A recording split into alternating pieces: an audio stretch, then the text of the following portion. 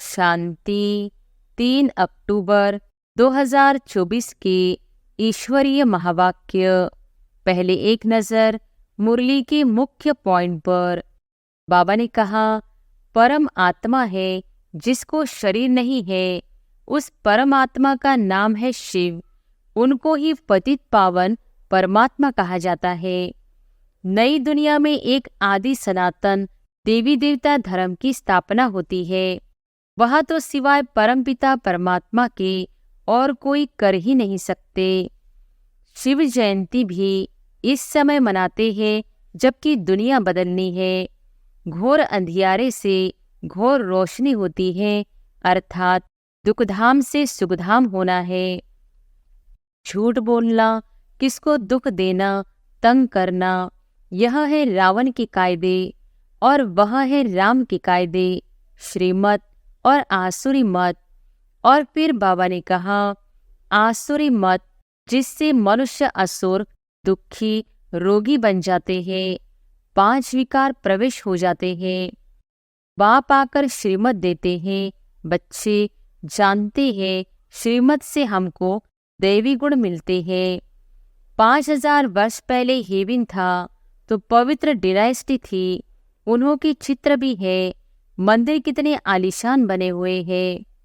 भ्रकटी के बीच चमकता है सितारा, अर्थात आत्मा सितारे मिसल है।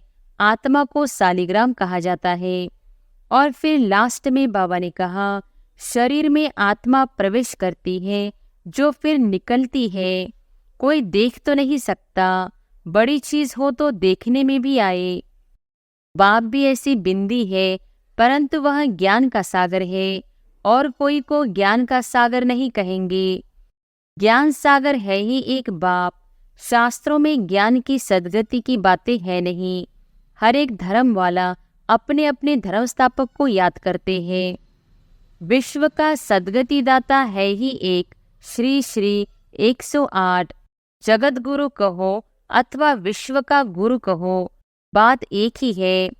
शास्त्रों से ही अगर काम हो जाता तो फिर बाप को क्यों आना पड़े। शास्त्र पढ़ने से ही भगवान मिल जाए तो बाकी भगवान आकर क्या करेंगे। और अब सुनते हैं महावाक्यों को विस्तार से।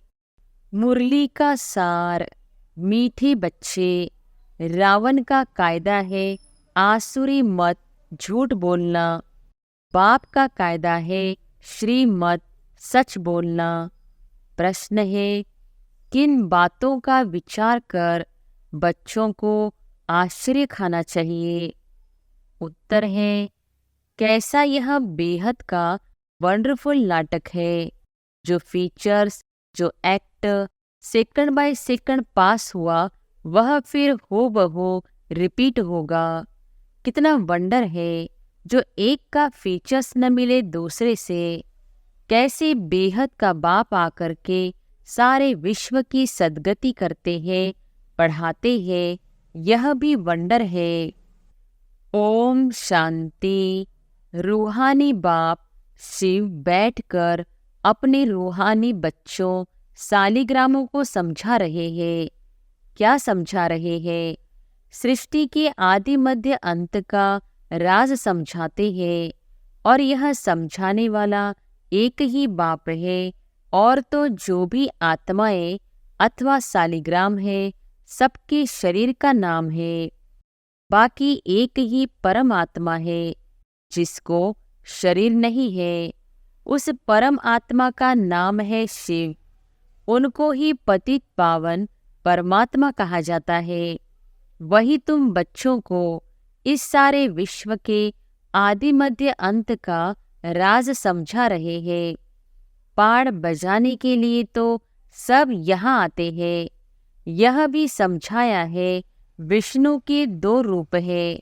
शंकर का तो कोई पाठ है नहीं। यह सब बाप बैठ समझाते हैं। बाप कब आते हैं?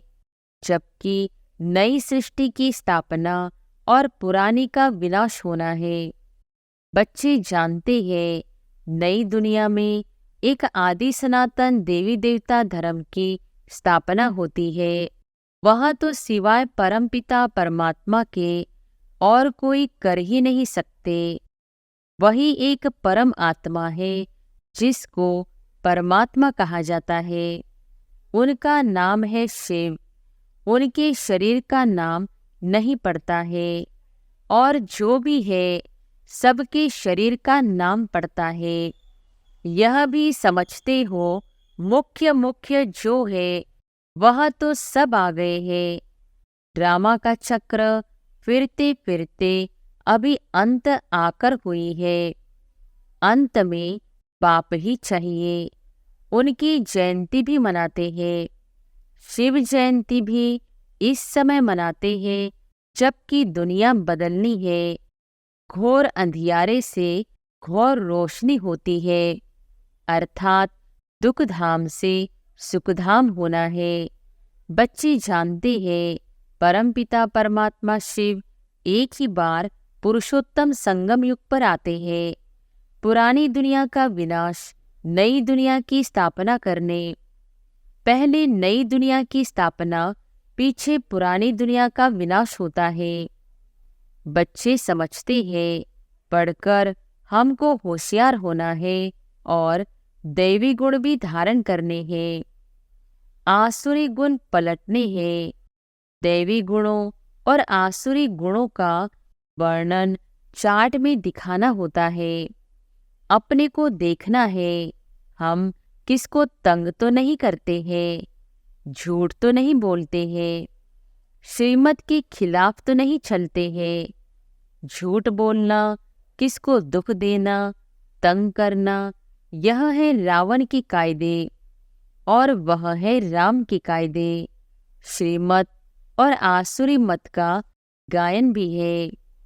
आधा कल्प चलती है आसुरी मत, जिससे मनुष्य असुर, दुखी, रोगी बन जाते हैं। 5 विकार प्रवेश हो जाते हैं। बाप आकर श्रीमत देते हैं।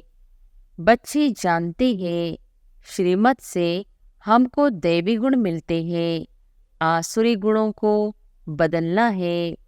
अगर आसुरी गुण रह जाएंगे तो पद कम हो पड़ेगा। जन्म जन्मांतर के पापों का बोझा जो सिर पर है, नंबरवार पुरुषार्थ अनुसार हल्का हो जाएगा। यह भी समझते हो कि अभी यह है पुरुषोत्तम संगम योग। बाप द्वारा अभी दैवी गुण धारण कर नई दुनिया के मालिक बनते हैं, तो सिद्ध होता है पुरानी दुनिया जरूर खलास होनी ही है। नई दुनिया की स्थापना ब्रह्मा कुमार कुमारियों द्वारा होनी है। यह भी पक्का निश्चय है, इसलिए सर्विस पर लगे हुए हैं। कोई न कोई का कल्याण करने की मेहनत करते रहते हैं। तुम जानते हो हमारे भाई बहन कितनी सर्विस करते हैं। सबको बाप का परिचय देते रहते हैं। बाप आए हैं जरूर, पहले पहले थोड़ों को ही मिलेगा, फिर वृद्धि को पाते जाएंगे।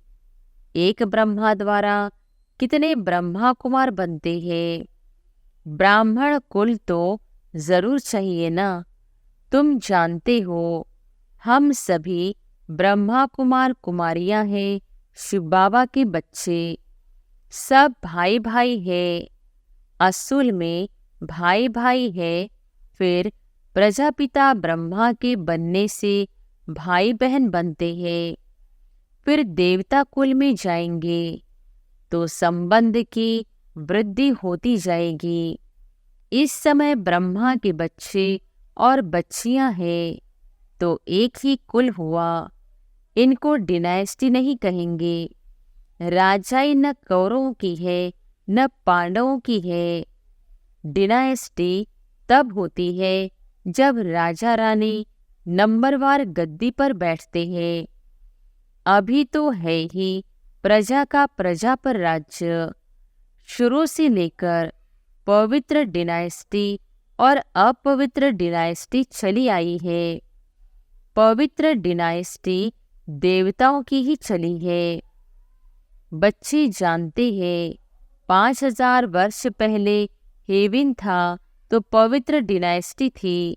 उन्हों के चित्र भी है। मंदिर कितने आलीशान बने हुए हैं, और कोई के मंदिर नहीं है। इन देवताओं के ही बहुत मंदिर है। बच्चों को समझाया है कि और सबके शरीर के नाम बदलते हैं, इनका ही नाम शिव चला आया है। शिव भगवानुवाच, कोई भी देहधारी को भगवान नहीं कहा जाता। बाप बिगर और कोई बाप का परिचय दे न सके, क्योंकि वह तो बाप को जानते ही नहीं। यहाँ भी बहुत है जिनकी बुद्धि में नहीं आता है, बाप को कैसे याद करे, मूंझते हैं। इतनी छोटी बिंदी उनको कैसे याद करे। शरीर तो बड़ा है, उनको ही याद करते रहते हैं। यह भी गायन है, भ्रुकुटी के बीच चमकता है सितारा, अर्थात आत्मा सितारे मिसल है। आत्मा को सालिग्राम कहा जाता है। शिवलिंग के भी बड़े रूप में पूजा होती है। जैसे आत्मा को देख नहीं सकते, शिव बाबा भी किसको देखने में तो आ न सके। भक्ति मार्ग में बिंदी की पूजा कैसे करे, क्योंकि पहले पहले शिव बाबा की अव्यभिचारी पूजा शुरू होती है ना, तो पूजा के लिए जरूर बड़ी चीज चाहिए। सालिग्राम भी बड़े अंडे मिसल बनाते हैं। एक तरफ अंगुष्ठे मिसल भी कहते और फिर सितारा भी कहते हैं। अभी तुमको तो एक बात पर ठहरना है। आधा कल्प बड़ी चीज की पूजा की है, अब फिर बिंदी समझना, इसमें मेहनत भी है, देख नहीं सकते। यह बुद्धि से जाना जाता है। शरीर में आत्मा प्रवेश करती है, जो फिर निकलती है, कोई देख तो नहीं सकता। बड़ी चीज हो तो देखने में भी आए। बाप भी ऐसे बिंदी है, परंतु वह ज्ञान का सागर है, और कोई को ज्ञान का सागर नहीं कहेंगे। शास्त्र तो है भक्ति मार्ग के। इतने सब वेद शास्त्र आदि किसने बनाए? कहते हैं व्यास ने बनाए। क्राइस्ट की आत्मा ने कोई शास्त्र बनाया नहीं। यह तो बाद में मनुष्य बैठ बनाते हैं। ज्ञान तो उनमें है नहीं। ज्ञान सागर है ही एक बाप।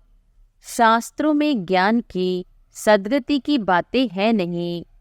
हर एक धर्म वाला अपने अपने धर्म स्थापक को याद करते हैं, देहधारी को याद करते हैं। क्राइस्ट का भी चित्र है ना, सबके चित्र है। शिव बाबा तो है ही परमात्मा। अभी तुम समझते हो आत्माएं सब है ब्रदर्स। ब्रदर्स में ज्ञान हो न सके, जो किसको ज्ञान देकर और सद्गति करे। सद्गति करने वाला है ही एक बाप। इस समय ब्रदर्स भी है और बाप भी है।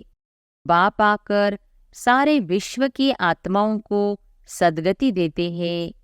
विश्व का सद्गति दाता है ही एक। श्री श्री 108 जगत गुरु कहो अथवा विश्व का गुरु कहो, बात एक ही है। अभी तो है आसुरी राज्य। संगम पर ही बाप आकर यह सब बातें समझाते हैं।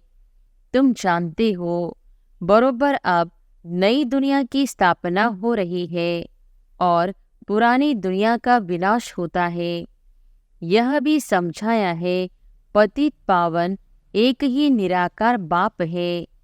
कोई देहधारी पतित पावन हो न सके।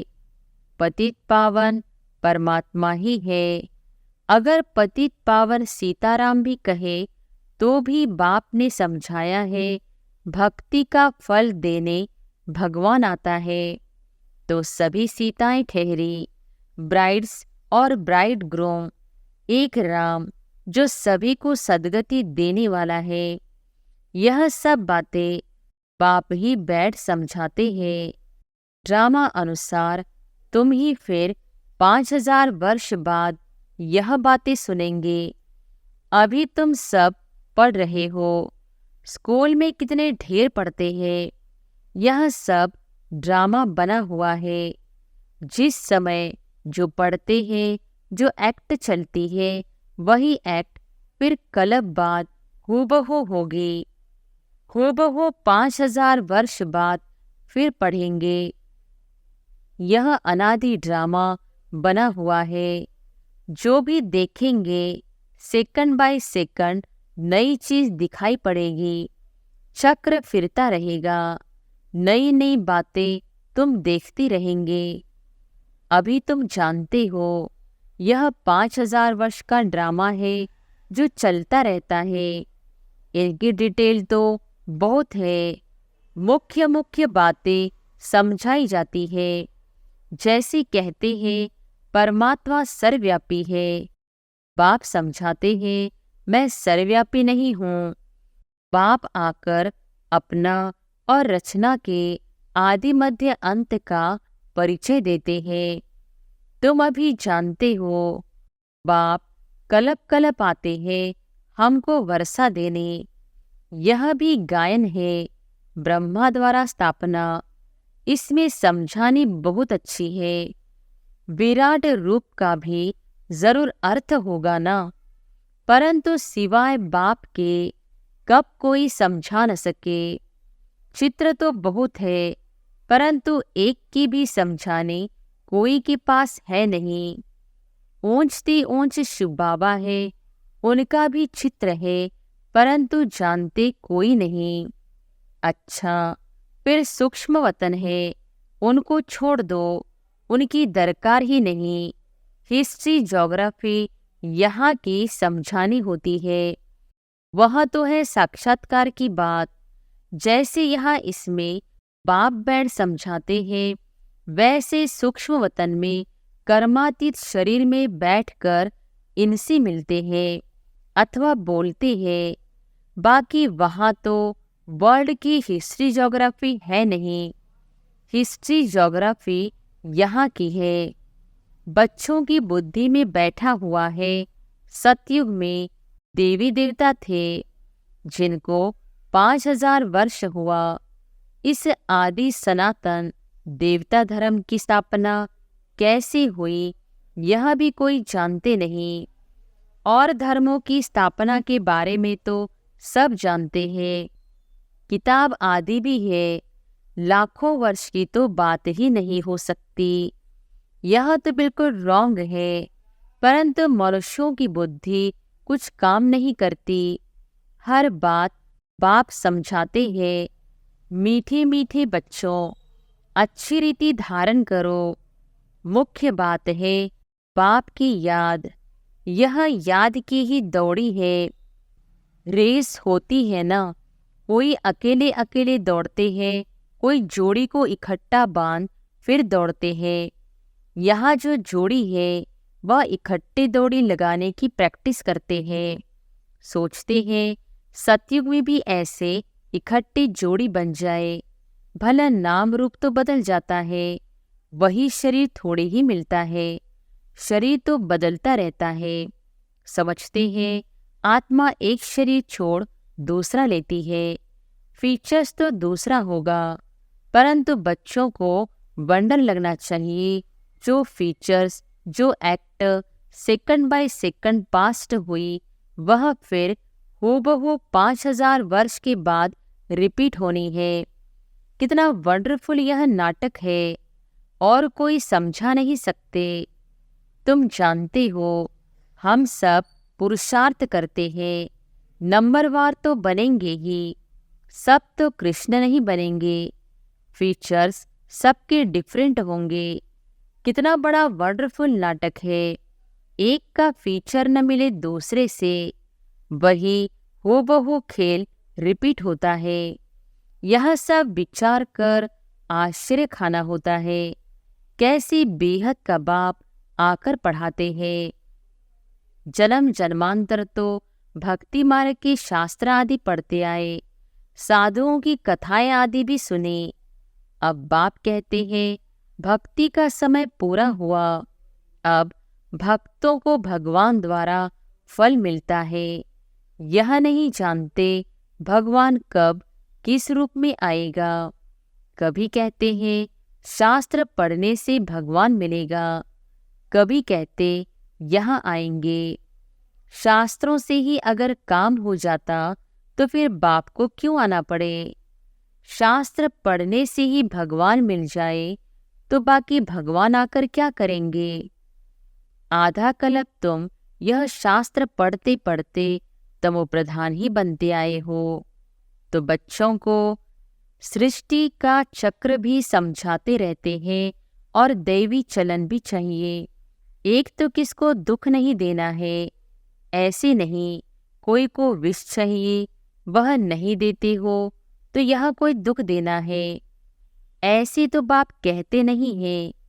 कई ऐसे भी बुद्धू निकलते हैं जो कहते हैं बाबा कहते हैं ना किसको दुख नहीं देना है, अब यह विष मांगते हैं तो उनको देना चाहिए, नहीं तो यह भी किसको दुख देना हुआ ना। ऐसे समझने वाले मूढ़मती भी है। बाप तो कहते हैं पवित्र जरूर बनना है, आसुरी चलन और दैवी चलन की भी समझ चाहिए। मनुष्य तो यह भी नहीं समझते, वह तो कह देते आत्मा निर्लिप है, कुछ भी करो, कुछ भी खाओ पियो, विकार में जाओ, कोई हर्जा नहीं, ऐसी भी सिखलाते हैं। कितनों को पकड़ कर ले आते हैं। बाहर में भी वेजिटेरियन बहुत रहते हैं, ज़रूर अच्छा है तब तो वेजिटेरियन बनते हैं। सब जातियों में वैष्णव होते हैं, छी चीज़ नहीं खाते हैं, माइनॉरिटी होते हैं, तुम भी माइनॉरिटी हो। इस समय तुम कितने थोड़े हो, आहिस्ते आहिस्ते वृद्धि को पाते रहेंगे। बच्चों को यही शिक्षा मिलती है, दैवी गुण धारण करो, छी वस्तु ऐसी कोई की हाथ की बनाई हुई नहीं खानी चाहिए। अच्छा मीठे मीठे सिकिलधी बच्चों प्रति माता पिता बाप दादा का याद प्यार और गुड मॉर्निंग। रूहानी बाप की रूहानी बच्चों को नमस्ते।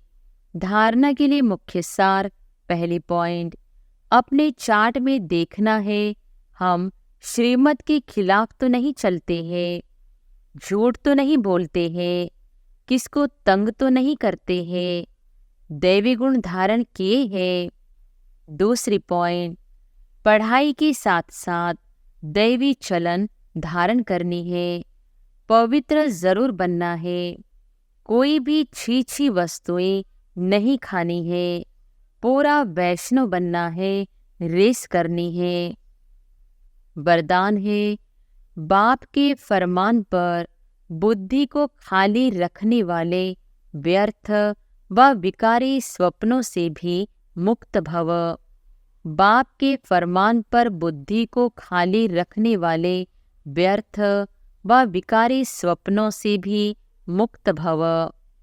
बाप का फरमान है कि सोते समय सदा अपने बुद्धि को क्लियर करो, चाहे अच्छा चाहे बुरा, सब बाप के हवाले कर अपनी बुद्धि को खाली करो। बाप को देखकर बाप के साथ सो जाओ, अकेले नहीं। अकेले सोते हो या व्यर्थ बातों का वर्णन करते करते सोते हो, तब व्यर्थ व विकारी स्वप्न आते हैं। यह भी अलबेलापन है। इस अलबेलीपन को छोड़ फरमान पर चलो तो व्यर्थ व विकारी स्वप्नों से मुक्त हो जाएंगे। स्लोगन है, तकदीरवान आत्माएं ही सच्ची सेवा द्वारा सर्व की आशीर्वाद प्राप्त करती है।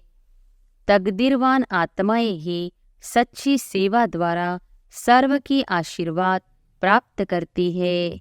अच्छा, ओम शांति।